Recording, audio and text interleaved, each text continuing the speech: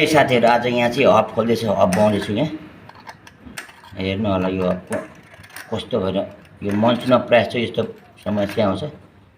ल यो जुन मैले अहिले हब खोलेको छु, यो किन कस्तो अवस्थामा खोल्नुपर्छ भन्दाखेरि यदि तपाईँले चाहिँ प्याडलिङ गर्दाखेरि तपाईँ प्याडल त गर्नुभएको त साइकल अघि बढ्दैन, त्यस्तो खण्डमा चाहिँ हामीले चाहिँ यसरी हब खोल्नुपर्छ। हबको पनि धेरै पार्टहरू हुन्छ खोल्नुपर्ने।